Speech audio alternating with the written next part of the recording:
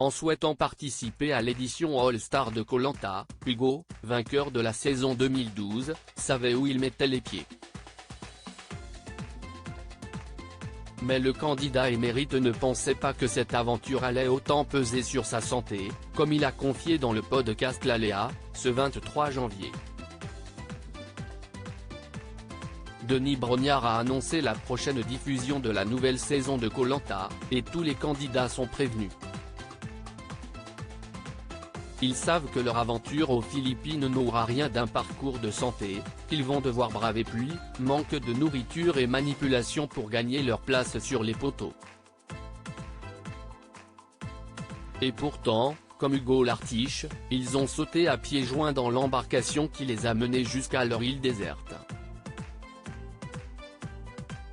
Dans le cas de l'ancien éleveur de faucons, CIST une double faute puisqu'il a replongé en acceptant une deuxième salve de privation après avoir été au bout de l'expérience et de lui-même, en 2012.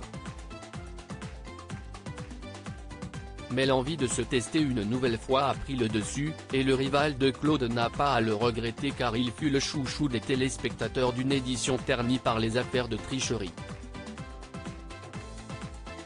Son parcours incroyable et ses duels remportés sur l'île des Bannis avaient impressionné les fans de la première heure.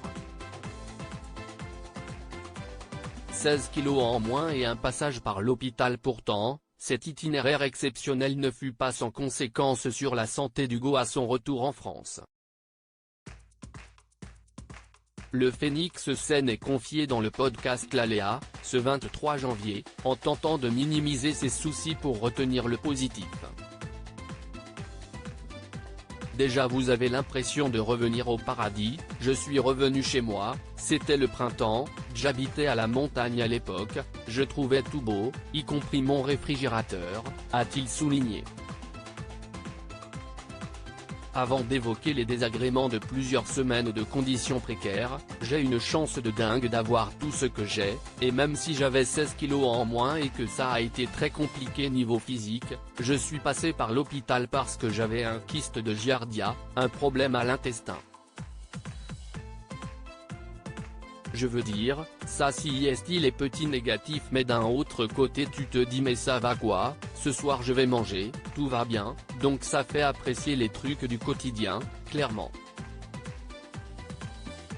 L'optimisme, toujours en bandoulière dans le sac du baroudeur.